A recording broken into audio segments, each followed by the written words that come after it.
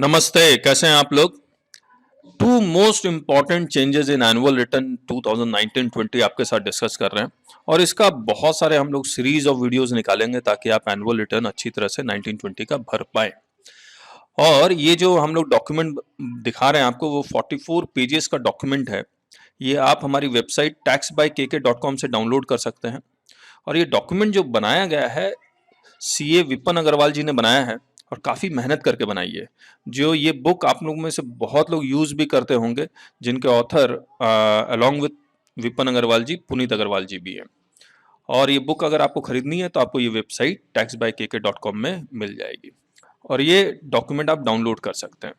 और इसमें तमाम तरह की जितनी भी एनुअल रिटर्न से रिलेटेड जो नोटिफिकेशंस आया था, फॉर्म्स आया था, फॉर्म्स में जितने भी चेंजेस हैं, वो सब कुछ इसमें लिखा हुआ है, अपडेटेड है टिल 15 अक्टूबर 2020।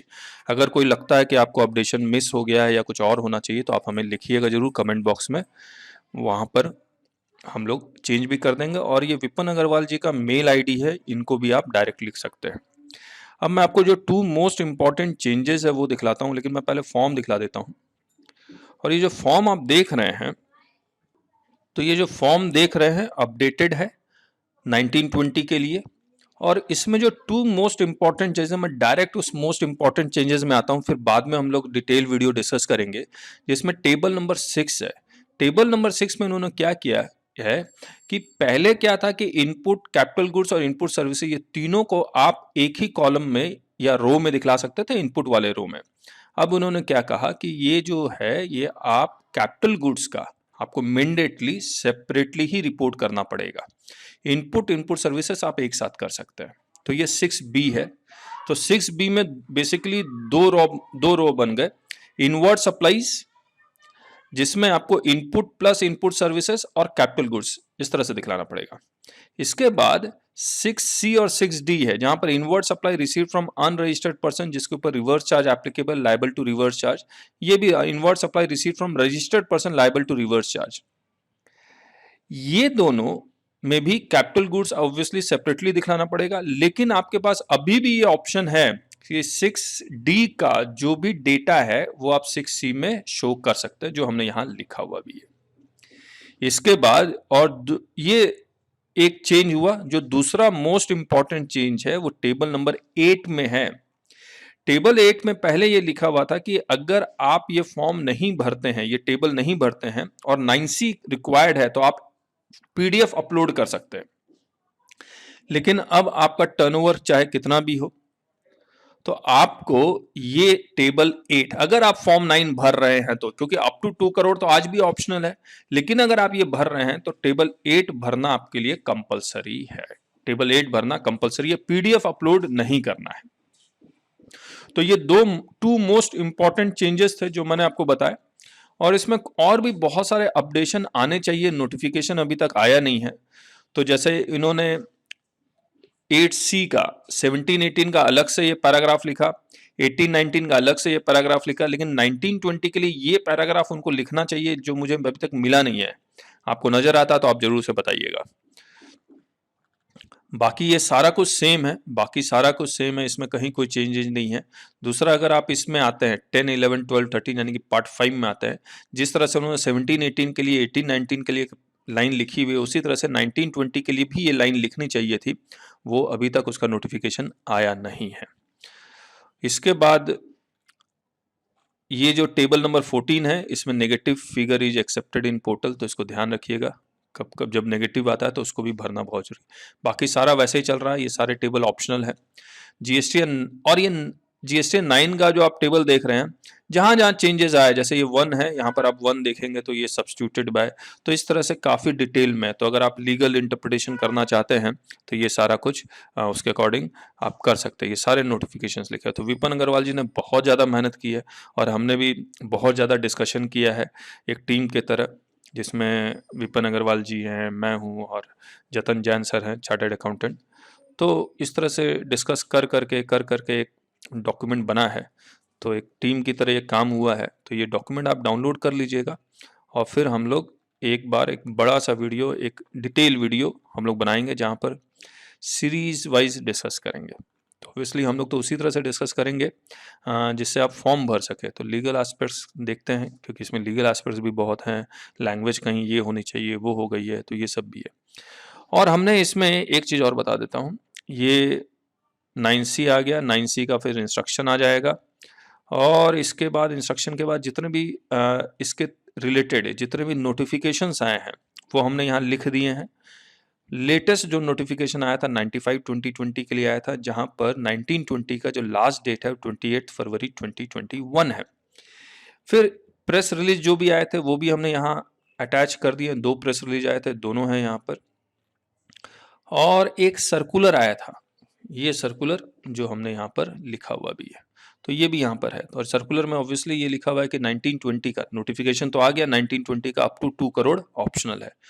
और हमने एक कुछ स्लाइड्स भी बना दी, ये स्लाइड्स आप देख पा रहे होंगे, एक मिनट रुक जाइए। तो ये स्लाइड्स हैं जहाँ पर 1920 का हमने टाइमलाइन लिख दिया। 1920 का लास्ट डेट ऑफ फाइलिंग जो आप क्रेडिट क्लेम कर सकते थे दैट वाज 30 सितंबर के 3B में, जिसका लास्ट डेट 28 अक्टूबर 2020 था। और last date of filing of 1920 वैसे तो 31 दिसंबर था, लेकिन उसको एक्सटेंड करके 28 फरवरी 2021 किया गया है। तो ये स्लाइड्स है। फिर हमने ये लिख दिया अप टू 2 करोड़ है, aggregate turnover up to 2 crore है, तो ऑप्शनल है। ऑप्शनल का मतलब ये नहीं है कि आप मतलब ये है कि अगर आप फाइल नहीं करते हैं तो वो डीम टू बी फाइल माना जाएगा। पोर्टल में नज़र ही नहीं आ रहा है ये चीज़, जो कि गलत है, लेकिन ये आना चाहिए। लेकिन अगर आप सोच के देखिए, जब ऑटो पॉपुलेट होकर डेटा आता है और उसमें गलतियां रह जाती है और वो अपने आप फाइल हो जाता है, तो आपको पेनल्टी या लेट फीस या इंटरेस्ट देनी पड़ेगी। और अगर जो ऑटो पॉपुलेट होकर टेबल आता है उसमें 6A तो ऑटो पॉपुलेट होगा, लेकिन 6B 6C 6D पूरा नील होता है, तो हो सकता है कि ये मान लिया जाए कि क्रेडिट आपने अवेल ही नहीं किया। देर आर ओनली सिचुएशन मैं बता रहा हूँ आपको क्या क्या पॉसिबल है। अगर आपका turnover aggregate turnover exceeds 2 crore है, अप टू 5 करोड़ है, तो 9 मैंडेटरी है, और एक्सीड्स 5 करोड़ है तो 9 और 9C दोनों मैंडेटरी है, दोनों ही मैंडेटरी है। 9A कंपोजिशन के लिए है, और कंपोजिशन के लिए ऑब्वियसली 1.5 करोड़ से ऊपर है, अप टू 1.5 करोड़ तभी आप कंपोजिशन में जाएंगे, तो आपके लिए ये GST 9 ऑप्शनल है। GSTR 4 तो कंपलसरी है, वो भी एनुअल हो गया GSTR 4, लेकिन 9A ऑप्शनल कर दिया, बाकी तो एप्लीकेबल ही नहीं होगा। फिर casual taxable person, input service distributor, TDS, TCS, NRTP, department of central government, state government, local authority जिसको CAG का ऑडिट करवाना पड़ता है, या एयरलाइंस ऑफ फॉरेन कंपनी, बाकी कंडीशंस भी है, अगर वो सेटिस्फाई होते हैं तो इनको 9 और 9C फाइल करने की जरूरत नहीं है इनको। तो ये स्लाइड्स में भी है, ये हमने बताई दिया एनुअल रिटर्न गलत फाइल करेंगे तो क्या होगा। इसके बाद एनुअल रिटर्न का जो 73-74 का नोटिस आता है, वो 3 years from the due date of filing of annual return. तो 17-18 का जो due date of filing of annual return था, कुछ स्टेट्स के लिए 3 फरवरी था, कुछ स्टेट्स के लिए 5 फरवरी था, तो वैसे ही हमने 3 साल जोड़ लिया। 18-19 के लिए लास्ट डेट 31 दिसंबर 2020 था, 3 साल जोड़ लिया, 5 साल जोड़ लिया। तो ये आपके लिए बहुत इंपॉर्टेंट होगा ये चेक करने के लिए 73 का नोटिस आपके पास या 74 का नोटिस आपके पास टाइम पे आ रहा है या नहीं आ रहा है। और 1920 का फिलहाल तो यही है, अगर डेट एक्सटेंड नहीं होता है, क्योंकि ये अभी आपके पास 1.5 महीने हैं एनुअल रिटर्न 1920 का फाइल करने में, हो सकता है 1 महीने बढ़ जाए, उससे ज़्यादा बढ़ने की उम्मीद नहीं है। लेट फीस, ये लेट फीस है ₹100 per day, CGST plus SGST मिला के 200 पर डे हो गया, और मैक्सिमम 0.25% ऑफ टर्नओवर। तो एक छोटा सा एग्जांपल ही, 5 दिन का डिले है तो आपको ₹1000 की टोटल लेट फीस देनी पड़ेगी। और basis of filing of annual return क्या है, annual return of 1920 should be filled as per books of accounts. No data of 1819 should be filled in annual return 1920. If any data of 1920 is filled in 1 GSTR 1 of 2021 or 3B of 2021, then also that data should be filled in annual return 1920. तो table number 10, 11, 12, 13 use करेंगे। अगर 1920 का data आपने अगले साल यानी कि 2021 के रिटर्न में फिल किया है तो सितंबर तक का, सितंबर के बाद का है तो आप मत फिल कीजिए, आप DRC 03 यूज कीजिए टैक्स लायबिलिटी पे करने के लिए। क्रेडिट तो आप क्लेम कर ही नहीं पाएंगे। तो ये इतना ही है, बाकी हम लोग और डिटेल में डिस्कस करेंगे, लेकिन मुझे लगता है कि जो एनुअल रिटर्न कई इतने सालों से भरते हुए आ रहे हैं उनके लिए ये वीडियो बहुत ज़्यादा इंपॉर्टेंट रहेगी और फायदेमंद रहेगी। So thank you so much, bye bye.